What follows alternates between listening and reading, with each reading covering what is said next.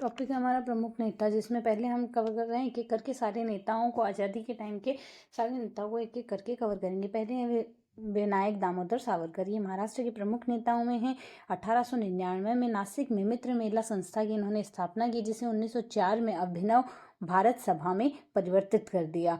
London में Shyamji Krishna Verma fellowship से 1906 में बैरिस्ट्री की यह डिग्री ले रहे थे, यहाँ वकालत की डिग्री ले रहे थे। 1857 में क्रांति पर इन्होंने पुस्तक लिखी, मराठी आजाद पुस्तक लिखी। पुस्तक का नाम था मराठी आज़ादी की, मराठी में लिखी आज़ादी की पहली लड़ाई, पुस्तक का यह नाम था। 1857 की क्रांति पर पुस्तक लिखी, मराठी भाषा में लिखी आज़ादी की पहली लड़ाई नाम से पुस्तक लिखी। पहले व्यक्ति थे जिन्होंने 1857 के गदर को गदर ना कहकर भारत की प्रथम स्वतंत्रता संग्राम के नाम से संबोधित किया। इंडिया हाउस से संबंध था इनका, तो इस वजह से इन्हें 1910 में गिरफ्तार कर लिया गया। 8 जुलाई 1910 में जलियान एस मौर्या से यह कूद गए, इन्हें गिरफ्तार कर लिया गया। जब गिरफ्तार करके इन्हें लाया जा रहा था, तो 8 जुलाई 1910 को जब लाया जा रहा था, तो जलियान एस मौर्या से ये कूद पड़े और पकड़े गए। अंडमान द्वीप की सेलुलर जेल में इन्हें बंद किया गया। इन्हें 2 बार आजीवन कारावास की सजा सुनाई गई। 1921 में जेल से इन्हें मुक्ति मिली। भारत छोड़ो आंदोलन का इन्होंने विरोध किया था और भारत विभाजन की इन्होंने स्वीकृति दे दी थी। इस कारण ये कांग्रेस के कट्टर विरोधी बन गए थे। 1937 में हिंदू महासभा के अध्यक्ष बने थे और 1938 में राजनीतिक दल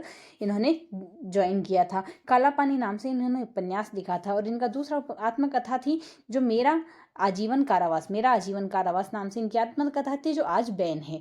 बंकिम चंद्र चटर्जी, इनका 1838 से 1894 का काल रहा है। मतलब 1838 में ये जन्मे थे और 1894 में इनकी मृत्यु हो गई। 19वीं सदी के बंगाल के प्रकांड विद्वान थे ये, महान कवि थे, विख्यात उपन्यासकार थे, साहित्यकार थे, राष्ट्रवादी थे। देशभक्ति इनका मानना था, देशभक्ति धर्म का आवश्यक अंग है। राष्ट्रीय गीत इन्होंने वंदे मातरम की रचना की थी। इनका जन्म कांठलपाड़ा में 24 परगना बंगाल में हुआ। 1838 में ब्राह्मण परिवार में इनका जन्म हुआ था। प्रेसिडेंसी कॉलेज कलकत्ता से इन्होंने बीए की उपाधि डिग्री ली थी और लेने वाले ये प्रथम भारतीय बने थे।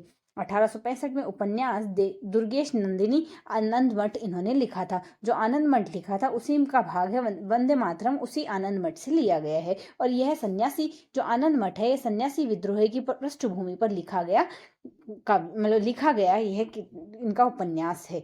1872 में बंग दर्शन साहित्यिक पत्र इन्होंने निकाला था। कपाल कुंडला, मृणालिनी, चंद्रशेखर, देवी चौधरानी इनके लिखित उपन्यास है। सीताराम इनका लिखा हुआ अंतिम उपन्यास है।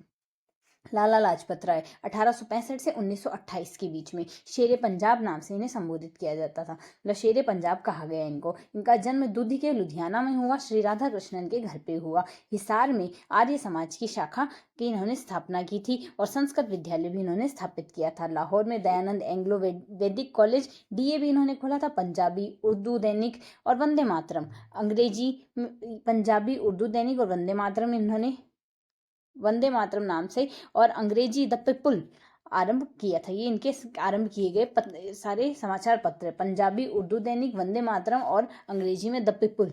अंग्रेजी से यंग इंडिया का इन्होंने प्रकाशन किया था। इनकी लिखी हुई पुस्तकें हैं इनकी महान अशोक, श्री कृष्ण व उनकी शिक्षा, छत्रपति शिवाजी। इटली के देशभक्तों में इन्होंने मेजनी और गैरीबाल्डी लिखी। इंग्लैंड्स डेप्थ to India, the political future of India, unhappy India, the story of my life आत्मकथा इन्होंने लिखी। 18 माह के उग्रपंथी रहे हैं मांडले जेल में। 1907 में पंजाब में विशाल कृषक आंदोलन इन्होंने किया, जिससे अजीत सिंह के साथ इन्हें बर्मा से निष्कासित कर दिया गया। 1920 में servants of people society Lahore में इन्होंने स्थापना की। The servants of people society Lahore में स्थापना की और नेशनल कॉलेज की भी लाहौर में इन्होंने स्थापना की। तिलक स्कूल ऑफ पॉलिटिक्स की लाहौर में स्थापना की। पीएनबी पंजाब नेशनल बैंक और लक्ष्मी बीमा कंपनी की इन्होंने स्थापना की। 1920 में कांग्रेस के कलकत्ता अधिवेशन के अध्यक्ष बने। अशोक आंदोलन, असहयोग आंदोलन में इन्होंने भाग लिया। बाद में लालाजी की स्वराज पार्टी में शामिल हो गए। 1928 में साइमन कमीशन का जब लोग बायकॉट कर रहे थे, तो उस समय लाहौर में इन्होंने भाग लिया था और लाठीचार्ज में ये गंभीर रूप से घायल हो गए थे। लाठीचार्ज में ये इतने गंभीर रूप से, सबसे आगे खड़े थे इसलिए सबसे इतने गंभीर रूप से घायल हो गए कि 17 नवंबर 1928 में इनकी मृत्यु हो गई लाठीचार्ज से घायल होने पर। बाल गंगाधर तिलक 1865 से 1920।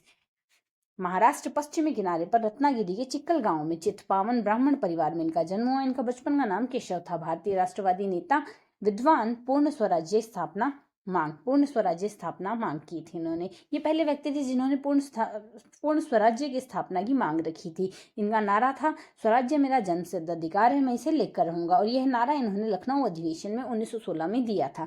नेता के रूप में इन्होंने केसरी मराठा भाषा में 1881 में प्रकाशित किया और बम्बई में किया, और मराठा अंग्रेजी भाषा में प्रकाशित किया 1882 बम्बई में किया। राष्ट्र सेवा भावना हेतु 1893 में गणपति उत्सव और 1895 में शिवाजी मेला इन्होंने आयोजित किया। 1897 में चापेकर बंधु ने प्लेग कमीशन पूना की हत्या की थी। प्लेग कमिश्नर पूना की हत्या इन्होंने 1897 में चापेकर बंधु ने प्लेग कमिश्नर पूना की जब हत्या की गई तो तिलक पर उनको प्रेरित करने के आरोप से 18 माह की सजा सुनाई गई। मैक्स मुलर ने इनके लिए कहा था, संस्कृत के विद्वान के रूप में तिलक में मेरी दिलचस्पी है। भारत के प्रथम राजनीतिक कैदी माने गए। 1901 में तिलक ने नेपाली षड्यंत्र रचा। नेपाली षड्यंत्र से तात्पर्य था कि नेपाल के राजा की मदद से देश में विद्रोह करना भारत देश में। 1905 में लेनिन से गुप्त पत्र में व्यवहार किया। विध्वंसकारी साधन की जानकारी के लिए इन्होंने लेनिन से गुप्त पत्र पे व्यवहार किया। ये गरम दल के नेता थे। लाल बाल पाल इन्हीं से संबंधित है। लाल बाल पाल में है यहाँ से लाला लाजपत राय, विपिन चंद्र पाल और बाल गंगाधर तिलक। ये तीनों ही गरम दल, इन तीनों ने मिलकर गरम दल का गठन किया था। केसरी में उत्तेजक लेख इन्होंने लिखे, जिससे उन्हें 6 वर्ष की वर्मा की मांडली जेल में इन्हें रखा गया। 1908 से 1914 तक इन्हें जेल में रखा गया था। भारत लौटने के बाद ये उदारवादी हो गए। एनी बेसेंट को नेता मान होम रूल मूवमेंट में इन्होंने भाग लिया। 1916 में पूना में होम रूल लीग का गठन किया।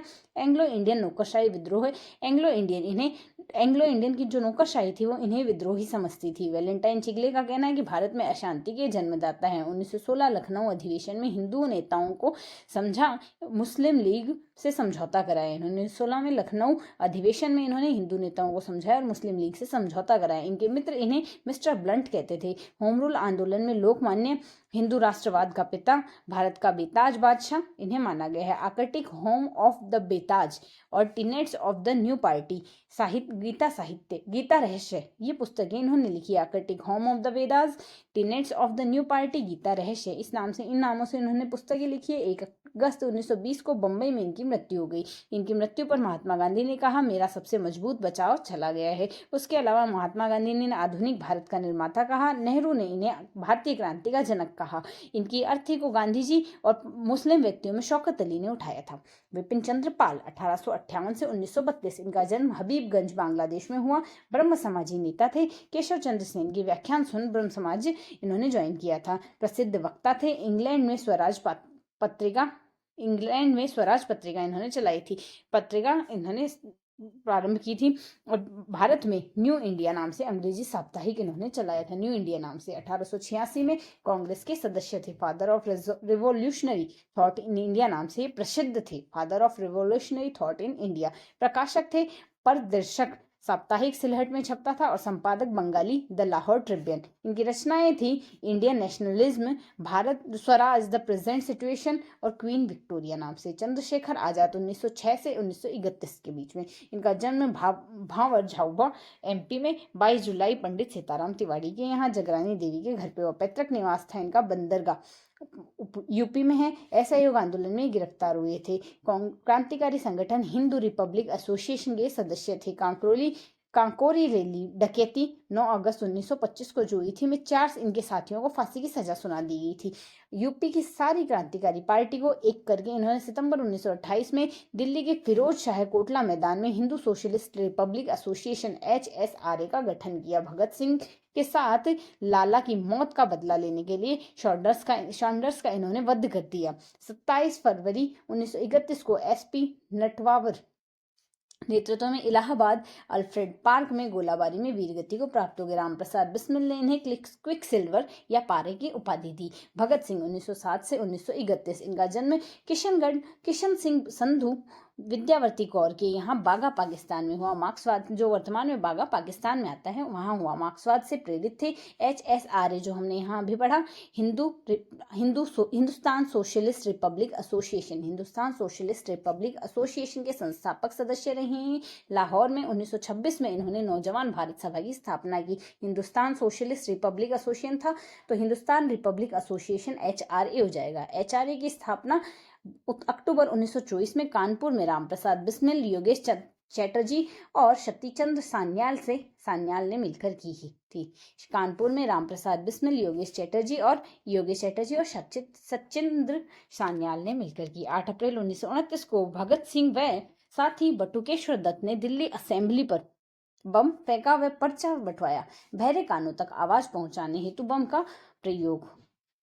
का बहरे और साथ में पर्चा भी छोड़ा। दिल्ली असेंबली पर एक तो इन्होंने बम फेंका और बम के साथ इन्होंने पर्चा भी साथ में फेंका कि बहरे कानों तक आवाज पहुंचाने हेतु बम का प्रयोग किया गया। साथ ही ये लोग भागे नहीं, गिरफ्तार हो गए और गिरफ्तार होकर नारा दिया, इंकलाब जिंदाबाद। इंकलाब जिंदाबाद इस नारे की रचना मोहम्मद इकबाल ने की थी और नारे के रूप में सबसे पहले प्रयोग इन्होंने ही किया था। ये साम्राज्य इंकलाब जिंदाबाद, साम्राज्य मुर्दाबाद। अदालत में इन्होंने कहा कि क्रांति से तात्पर्य अन्याय आधारित मौजूद व्यवस्था को समाप्त करना है। बम फेंकने शॉन्डर्स हत्या के लिए इन पर लाहौर षड्यंत्र केस चलाया गया, उसके तहत मुकदमा चलाया गया। 23 मार्च 1931 को सुखदेव व राजगुरु के साथ इन्हें लाहौर जेल में फांसी दी गई। सुभाष चंद्र बोस ने इनके लिए कहा, भगत सिंह जिंदाबाद या इंकलाब जिंदाबाद कहना एक ही अर्थ है। विचारों से ये समाजवादी थे। जो गरीबों का शोषण करते हैं उन भारतीयों से अंग्रेजों के समान ही मैं घृणा करता हूं, ऐसा इन्होंने कहा था। आलोचना स्वतंत्र चिंतन क्रांतिकारी की ये 2 विशेषताएं हैं। वाई आई एम एथिस्ट, मैं नास्तिक क्यों हूं, नाम से इन्होंने पुस्तक लिखी। फांसी से पूर्व ये लेनिनी की जीवनी पढ़ रहे थे। सुखदेव 1907 से 1931, इनका जन्म लुधियाना पंजाब में हुआ। सुखदेव, भगत सिंह, कॉमरेड रामचंद्र व भगवती चरण बोहरा ने नौजवान भारत सभा का गठन किया। गांधी इरविन समझौते में गांधी जी को खुला पत्र लिखा, जिसमें गंभीर प्रश्न इन्होंने गांधी जी से पूछे थे। लाहौर षड्यंत्र केस इन पर भी चलाया गया। रास बिहारी बोस 1886 से 1945, इनका जन्म कलकत्ता के हुगली जिले में हुआ। 1906 में देहरादून में राजकीय सेवा करने लग गए थे। राजकीय सेवा में लगे हुए थे। 23 दिसंबर 1912 को कलकत्ता से दिल्ली शिफ्ट हो गए। चांदनी चौक पर लॉर्ड हॉर्डिंग्स में भारत के गवर्नर जनरल पर इन्होंने बम फेंकने की योजना बनाई थी। बसंत कुमार विश्वास ने बम फेंका था। पीएन टैगोर नाम से 1915 में फिर ये जापान चले गए। इन्होंने छद्म नाम धारण किया, पीएम टैगोर नाम से पासपोर्ट बनवाए थे। 1915 में जापान चले गए, वहां जापान की नागरिकता ग्रहण कर ली। वहीं किसी महिला से विवाह करके इन्होंने जापान की नागरिकता ग्रहण कर ली। इन्होंने पहला नारा दिया था कि इन्होंने सबसे पहले नारा दिया कि एशिया वासियों का है। 1942 में टोक्यो जापान में इंडियन इंडिपेंडेंस लीग की इन्होंने स्थापना की। दिसंबर 1941 में जापान में प्रथम आजाद हिंद फौज की इन्होंने स्थापना की। कैप्टन मोहन सिंह प्रधान नियुक्त किए गए। 4 जुलाई 1943 को सभापति पद पर से इस्तीफा दे दिया इन्होंने इंडियन इंडिपेंडेंस की स्थापना की थी। 9 जुलाई 1943 को इसके सभापति के पद से इन्होंने इस्तीफा दे दिया और सुभाष चंद्र बोस को इस पद पर नियुक्त कर दिया। 21 जनवरी 1945 को जापान में ही इनका देहांत हो गया। जापान सरकार ने मृत्यु से कुछ समय पहले इन्हें ऑर्डर ऑफ राइजिंग सन से सम्मानित किया था। सुभाष चंद्र बोस 1897 से 1945, इनका जन्म 23 जनवरी 1897 को जानकीनाथ बोस और प्रभावती बोस के यहाँ कटक उड़ीसा में हुआ था। 1919 में कलकत्ता यूनिवर्सिटी से इन्होंने बीए की उपाधि ग्रहण की थी। 1920 में आईसीएस इंडियन सिविल सर्विसेज में इन्होंने 4th रैंक लाया था और 1921 में ही इन्होंने त्यागपत्र दे दिया। रामकृष्ण परमहंस से आध्यात्मिकता, स्वामी विवेकानंद से सांस्कृतिक राष्ट्रवाद और श्री अरविंद घोष से आध्यात्मिक राष्ट्रवाद, चित्तरंजन दास से राजनीतिक आदर्श का इन पर प्रभाव पड़ा था। रामकृष्ण परमहंस से इन पर आध्यात्मिकता, विवेकानंद से इन पर सांस्कृतिक राष्ट्रवाद, अरविंद घोष से आध्यात्मिक राष्ट्रवाद और चित्तरंजन दास से राजनीतिक आदर्शवाद का इन पर प्रभाव पड़ा था। आरसी मजूमदार का कहना है, गांधी जी के बाद अगर भारतीय स्वतंत्रता संघर्ष में प्रमुख व्यक्तित्व है तो निसंदेह सुभाष चंद्र बोस ही है। आंदोलनकारी थे, ये क्रांतिकारी नेता थे, राजनीतिक यथार्थवाद, प्रभावशाली वक्ता और कुशल संगठनकर्ता, आजाद हिंद फौज के महानायक थे। कांग्रेस सदस्यता इन्होंने ग्रहण की। युवाओं को आंदोलन में भाग लेने के लिए इन्होंने प्रेरित किया। कलकत्ता में युवकों ने नवंबर 1921 को प्रिंस ऑफ वेल्स की भारत यात्रा का बहिष्कार किया था। इन्हीं के नेतृत्व में किया था। बंगाल आंदोलन दमन हेतु चित्तरंजन दास को, जो इनके राजनीतिक गुरु थे, के साथ 10 दिसंबर 1921 को इन्हें बंदी बनाया गया। ब्रिटिश सरकार ने 11 बार इन्हें गिरफ्तार किया। 11 बार में टोटल इस प्रकार 8 वर्षों तक गिरफ्तार रहे। 1925 से 1927 को मांडले, म्यांमार या वर्मा की जेल में नजरबंद रहे। देशबंधु चित्तरंजन दास द्वारा स्थापित स्वराज्य दल 1923 से 26 में इन्होंने सक्रिय भाग लिया। स्वराज्य दल के राजनीतिक समाचार पत्र फॉरवर्ड के व्यवस्थापक ही रहे थे। बंगाल प्रांतीय समिति के सचिव रहे थे। चित्तरंजन दास कलकत्ता नगर पालिका निगम के महापौर रहे थे। बोस मुख्य क्रांतिकारी अधिकारी थे। इनकी कार्यप्रणाली प्रशासन के भारतीयकरण की अक्टूबर 1923 से इनकी कार्यप्रणाली प्रशासन के भारतीयकरण की थी, तो इस वजह से इन्हें अक्टूबर 1923 को गिरफ्तार कर लिया गया। बंगाल प्रांतीय समिति के अध्यक्ष थे। 1930 में नगर निगम कलकत्ता के महापौर निर्वाचित हुए थे। 1928 में अखिल भारतीय राष्ट्रीय कांग्रेस कलकत्ता अधिवेशन के औपनिवेशिक स्वायत्तता या अधिराज्य परिस्थिति प्रस्ताव का इन्होंने विरोध किया था। पूर्ण स्वतंत्रता का इन्होंने प्रस्ताव रखा था। 1929 एटक के अध्यक्ष चुने गए। 1931 तक इन्होंने त्यागपत्र दे दिया। इनकी आत्मकथा है स्प्रिंगिंग टाइगर और इनकी autobiography of an Indian Pilgrim autobiography of Indian Pilgrim भी इनकी आत्मकथा है। 1934 में इनकी पुस्तक द इंडियन स्ट्रगल 1920 से 34 यह है। 1934 में इनकी पुस्तक द इंडियन स्ट्रगल 1920 से 34। 2 बार इन्हें अखिल भारतीय राष्ट्रीय कांग्रेस का अध्यक्ष बनाया गया। एक तो 1938 में हरिपुरा कांग्रेस अधिवेशन में गुजरात में, और दूसरी बार 1923 में त्रिपुरी MP मध्य प्रदेश के कांग्रेस अध्यक्ष चुने गए। भारत की मुक्ति गांधी के नेतृत्व में नहीं हो सकती, ऐसा इनका कथन था। इन्होंने एक बार कहा था। गांधी जी से मतभेद के बाद इन्होंने अप्रैल 1939 में त्यागपत्र दे दिया। मई 1939 में कांग्रेस में फॉरवर्ड ब्लॉक की इन्होंने स्थापना की। वामपंथियों को कांग्रेस में संगठित रूप से सक्रिय करने के लिए फॉरवर्ड ब्लॉक की स्थापना की गई। टैगोर ने इनके इस्तीफे पर कहा, देश के नायक है ये हैं।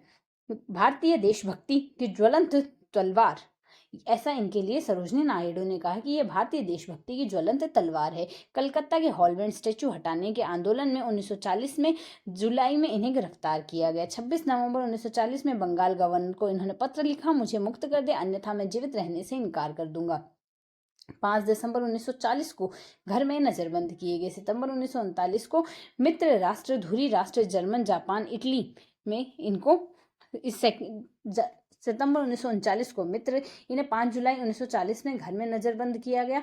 तो यह जियाउद्दीन खान की वेशभूषा में काबुल चले गए। उस समय सितंबर 1939 में मित्र राष्ट्र और धुरी राष्ट्र में है जर्मन, जापान और इटली में सेकेंड वर्ल्ड वॉर चल रहा था, द्वितीय वॉर चल रहा था, जिसमें जियाउद्दीन खान की वेशभूषा में काबुल पहुंचे और 1941 में जर्मनी पहुंच गए।